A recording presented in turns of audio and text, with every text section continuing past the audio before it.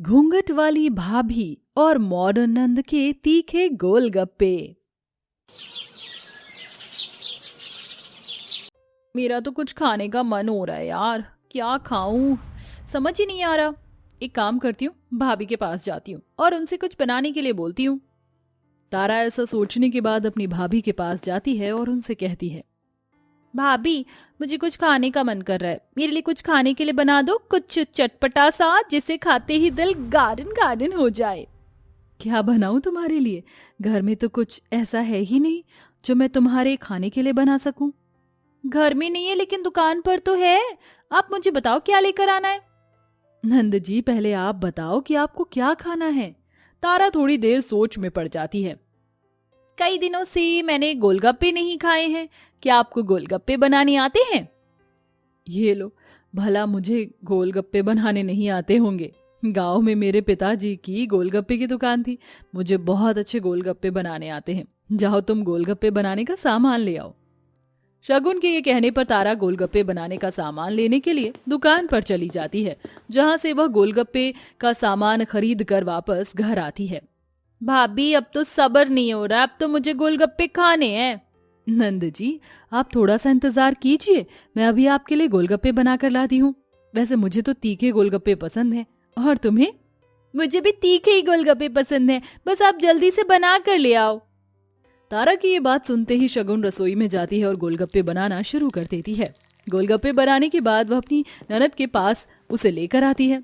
देखो गोलगप्पे तैयार हैं, आ जाओ नंद जी खा लो। अरे अकेले मैं ही थोड़ी ना खाऊंगी, हाँ भी खाना। दोनों नंद भाभी तीखे तीखे गोलगप्पे खाती हैं। पहला गोलगप्पा तारा को बहुत स्वादिष्ट लगता है और वह अपनी भाभी से कहती है, भाभी ये तो सच में बहुत टेस्टी है, ऐसे गोलगप्पे तो बाहर दुकानों पर भी नहीं मिलते। मुझे गोलगप्पे खाने का बहुत शौक था, इसलिए मैंने बहुत तरीके के गोलगप्पे बनाना सीखा। तुम चाहो तो मैं तुम्हें भी सिखा दूंगी।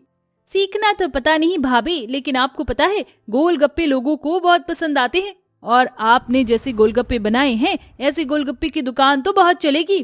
क्यों ना हम दोनों नंद भाभी मिलकर गोलगप्पे की दुकान खोल लें। बातें तुम्हारी सही हैं, लेकिन माँ बाबूजी और तुम्हारे भैया क्या हमें गोलगप्पे की दुकान खोलने देंगे? अगर आप दुकान खोलने के लिए तैयार हो तो मैं सबसे बात करने के लिए तैयार हूँ, मैं सबको मना भी लूंगी। ये सुनकर शगुन बहुत खुश होती है, जिसके बाद शगुन उसे सभी को मनाने के लिए हाँ कर देती है। अब तारा अपनी माँ, अपने पिता और अपने भाई को एक एक करके गोलगप्पे की दुकान के बारे में समझाती है। भैया आप अकेले नौकरी करते हो, पिताजी अक्सर बीमार रहते हैं, मैंने सोचा अगर भाभी और मैं गोलगप्पे की दुकान लगाएंगे तो कुछ पैसे आएंगे। लेकिन मेरी बहन, ये उम्र तुम्हारी पढ़ाई लिखाई करने की है, ना कि दुकान खोलने की। मेरी पढ़ाई पर कोई असर नहीं आएगा, ये मेरा आपसे वादा है। चलो ठीक है, बताओ तुम्हें कितने पैसे चाहिए गोलगप्पे की दुकान खोलने के लिए?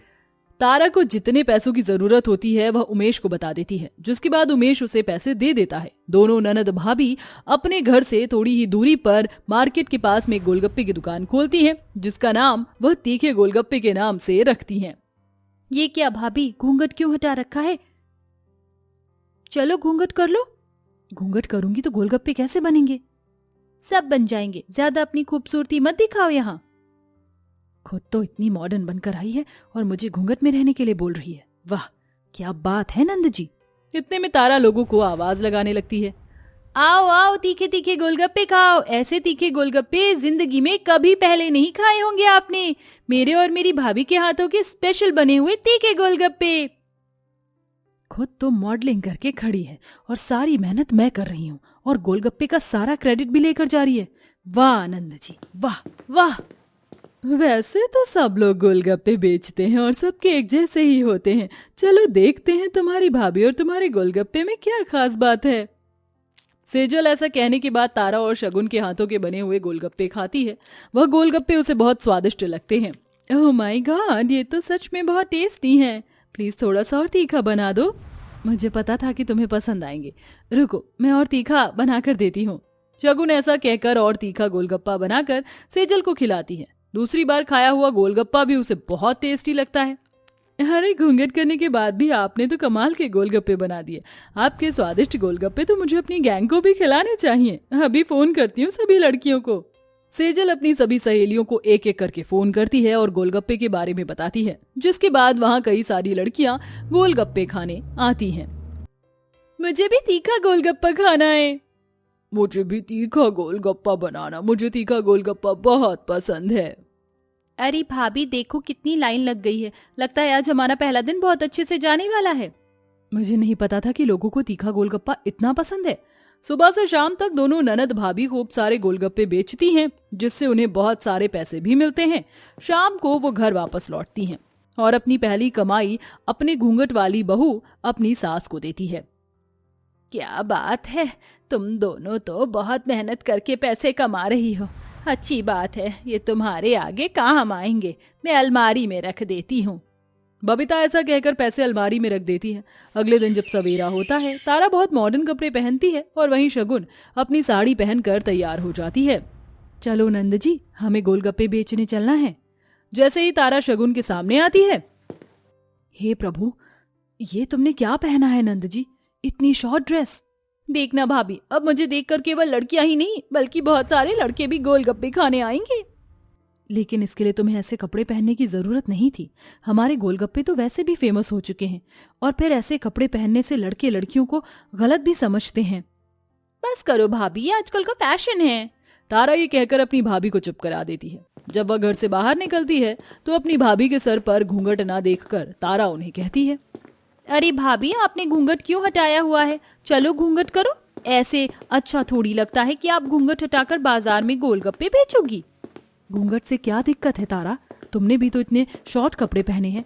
मैं घूंघट नहीं रखूंगी तो क्या हो जाएगा? बस करो भाभी, मैं इस बात पर और नहीं सुनना चाहती। हमारे घर की बहुएं हमेशा घूंघट में ही रहती हैं। तारा के कहने पर शगुन चुपचाप अपना घूंघट कर लेती है, जिसके बाद दोनों नंद भाभी गोलगप्पे बेचना शुरू कर देते हैं। तारा की शॉर्ट ड्रेस से सभी लोग उसकी तरफ देख रहे होते हैं और वह अपने फोन में अपनी सेल्फी ले रही होती है। ओह माय गॉड, मैं कितनी मॉडर्न और क्यूट लग रही हूँ।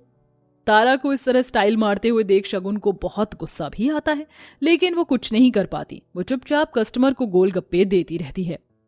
घूंघट की वजह से आप सही से गोलगप्पे भी नहीं दे रही हो। या तो इस घूंघट को हटा दो, वरना सही से गोलगप्पे खिला दो। मुझे माफ कर दीजिए, मेरा ध्यान कहीं और था। शगुन के ऐसा कहने के बाद घूंघट में ही सभी को वो गोलगप्पे खिलाती है। इधर तारा अमीर घर के लड़कों को अपने मॉडर्न कपड़े दिखाकर बहला रही होती है। बस करो तारा, तुम ये क्या कर रही हो? तुम्हें दिखाई नहीं दे रहा भाभी? मैं अपनी कस्टमर बुला रही हूँ जो हमारी दुकान पर आकर तीखे गोलगप्पे खाएंगे। उस दिन के बाद से तारा गोलगप्पे की दुकान पर मॉडलिंग ही करती रह जाती है और वहीं शगुन के हाथों के गोलगप्पे घूंघट वाली भाभी के तीखे गोलगप्पे के नाम से बहुत ज्यादा फेमस हो जाते हैं। अब हर कोई उनके पास ही आता है गोलगप्पे खाने के लिए। फेमस होने के बाद एक दिन तारा बहुत छोटे कपड़े पहनकर एक टनल के अंदर से अकेले निकलकर जा रही होती है। गोलगप्पे बेचते हुए इतनी जल्दी तरक्की हो जाएगी, मैंने ये सोचा ना था। लेकिन आज मेरी कार में पेट्रोल खत्म हो गया है, जिसका मुझे जरा भी ध्यान नहीं था, इसलिए मुझे पैदल चलना पड़ रहा है। टनल के अंदर ही कुछ गुंडे तारा को छेड़ने लगते हैं। उसके छोटे कपड़े देख वह उसे बहुत कुछ कहते हैं। अरे क्या मस्त पटोला है। ये तो मेरा गोलगप्पा है। अरे यह तो वही लड़की है ना, फेमस गोलगप्पे वाली, घूंघट वाली भाभी के साथ गोलगप्पे बेचती है। सही पहचाना, वही है। चलो आज देखते हैं इसमें कितना तीखापन है। इस तरह वह तारा के साथ छेड़छाड़ करने लगते हैं। कोई बचाओ मुझे, कोई इन लोगों से मुझे बचाओ। तारा इस तरह जोर जोर से चिल्लाने लगती है कि तभी वहां उसकी घूंघट वाली भाभी एक मोटा सा डंडा लेकर पहुंच जाती है। तुम लोगों की इतनी हिम्मत कि तुम लोग मेरी नंद के साथ इस तरह बदतमीजी करोगे? रुको, अभी बताती हूँ तुम्हें। ऐसा कहकर शगुन उस डंडे से उन तीनों गुंडों की बहुत पिटाई करती है और पुलिस को फोन करके उन्हें गिरफ्तार भी करवा देती है। जिसके बाद वह अपनी नंद को घर ले आती है, जहां उसके फटे हुए कपड़े और उसकी हालत देखकर उसकी माँ कहती है, हे भगवान तारा, ये क्या हाल मचा रखा है तूने अपना? ये सब मेरी ही गलती है माँ। मैं अपनी भाभी को घूंघट में लेकर जाया करती थी और खुद इतने वाहियात कपड़े पहनती थी और मेरे पहनावे की वजह से आज मेरे साथ ये हुआ है। लेकिन आइंदा से मैं ऐसे कपड़े फिर कभी नहीं पहनूंगी। मैंने कहा था ना नंद जी, ऐसे कपड़े पहनना ठीक नहीं, लेकिन आपने मेरी नहीं सुनी। चिंता मत करो, सब कुछ ठीक हो जाएगा और उन गुंडों को उनके किए की सजा भी मिलेगी।